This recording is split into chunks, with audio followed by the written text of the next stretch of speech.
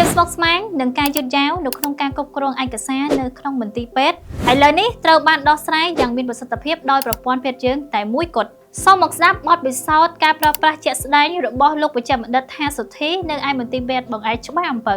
បាទយើងសួរខ្ញុំបាទឈ្មោះថាសុធីរាល់ថ្ងៃបម្រើការងារនៅមន្ទីរពេទ្យបង្អែកច្បារអំពៅសប្តាហ៍ទូនទីរបស់ខ្ញុំជាអនុប្រធានមន្ទីរផ្សារថ្ងៃនេះខ្ញុំចង់និយាយពីអត្ថប្រយោជន៍ពីប្រើប្រាស់ប្រព័ន្ធពេទ្យយើងនិងមិនទាន់ប្រើប្រាស់ប្រព័ន្ធពេទ្យយើងមុនដំបូងខ្ញុំនិយាយមិនទាន់ប្រើប្រាស់ប្រព័ន្ធពេទ្យយើងកាលពីមុននៅក្នុងមន្ទីរពេទ្យបង្អែកច្បារអំពៅrequest ចេញពីគ្រូពេទ្យ OPD ម៉ាស៊ីន PAT រៃអាមកគឺជាសារกระดาษមួយសម្រាប់ដែល request ពីគ្រូពេទ្យគាត់ទៅសេដៃអញ្ចឹងគាត់ request ពីទៅសេដៃមកបញ្ជូនឲ្យអ្នកជំងឺចូលក្នុងមន្ទីរពិសោធន៍អញ្ចឹងមានការយឺតយ៉ាវច្រើនទី1ខាតពេលវេលាទី2ពិបាកទៅដល់អ្នកជំងឺអញ្ចឹងចាប់ពីប្រើប្រាស់ប្រព័ន្ធពេទ្យយើងមកងាយស្រួលច្រើនទី1ស្រួលទាំងគ្រូពេទ្យដែល request មក labo ទី2ងាយស្រួលជាងពីមុនដូចជាអ្នកជំងឺគាត់បានយកกระดาษម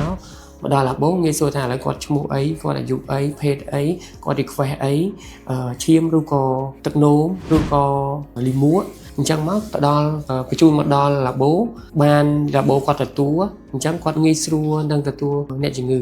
ហើយអញ្ចឹងពី request ពីគ្រូពេទ្យដល់ labo ហើយយ៉ាងយូរបំផុតគឺ5នាទីអ្នកជំងឺគាត់មកដល់ labo អញ្ចឹងខ្ញុំរៀ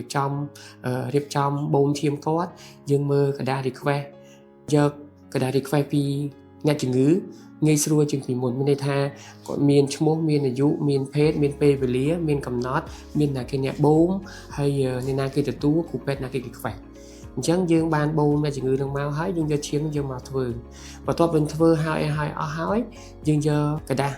ដែលយើងយកចេញពី request ពីគ្រូពេទ្យស្នើសុំមកយើងមកបញ្ចូលក្នុងប្រព័ន្ធពេទ្យយើងនៅក្នុងផ្នែកមន្ទីរពិសោធន៍អញ្ចឹងកាលពីមុនវាយតម្លៃលទ្ធផលដោយប្រើកុំព្យូទ័រដែរប៉ុន្តែប្រើក្នុង Word ប៉ុន្តែឥឡូវបើប្រើក្នុងប្រព័ន្ធពេទ្យយើង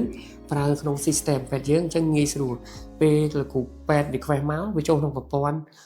ក្នុង labo អញ្ចឹងវាលទ្ធផលនៅក្នុង labo តែម្ដងមានទាំងឈ្មោះមានទាំងអាយុមានទាំង request អីខ្លះយើងគ្រាន់តែយកលទ្ធផល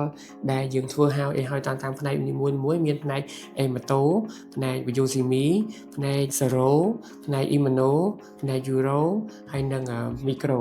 ហើយបន្តអស់មកយើងបានលទ្ធផលឲ្យអស់មកយើងមកវាលទ្ធផលនៅក្នុងកុំព្យូទ័រអញ្ចឹងវាងាយស្រួលពេលយើងវាយលទ្ធផលមកគ្រាន់តែចាប់ផ្ដើមរើឈ្មោះ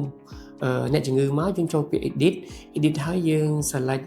start យើងចាប់ផ្ដើមអាចវាយលទ្ធផលបានហើយបន្តមកទៀតយើងបានវាយលទ្ធផលអស់ហើយយើងចូលពាក្យ complete ពាក្យ complete ហ្នឹងមានន័យថាយើង complete រួចរាល់ទាំងអស់ដែលយើងវាយលទ្ធផលហើយមានពាក្យឃើញ approve ទៅមានន័យថាពាក្យ approve នេះមានថាយើងបញ្ជូន request ដែលយើងវាយលទ្ធផលហ្នឹងទៅបញ្ជូនទៅគ្រូពេទ្យដែល request នៅខាងមុខអញ្ចឹងគាត់អាច print លទ្ធផលហ្នឹងបានអញ្ចឹងវាងាយស្រួលជាងពីមុនកាលពីមុនprint กระดาษនៅក្នុង labo ផងបញ្ជូនកระดาษនឹងទៅឲ្យលោកគ្រូពេទ្យផងមើលអញ្ចឹងវាមានភាពយឺតយ៉ាវច្រើនតែចាប់ពីឥឡូវហ្នឹងមកយើងប្រើប្រាស់ពេទ្យយើងមកងាយស្រួលច្រើនមែនតើមានន័យថាយើងអាច approve ទៅឲ្យលោកគ្រូពេទ្យ1វិនាទីទៅដល់លោកគ្រូពេទ្យគាត់អាច print បានអាចមើលលទ្ធផលបានងាយស្រួលទាំងអ្នកជំងឺទាំងគ្រូពេទ្យទាំងផ្នែក labo ដែរបាទអរគុណ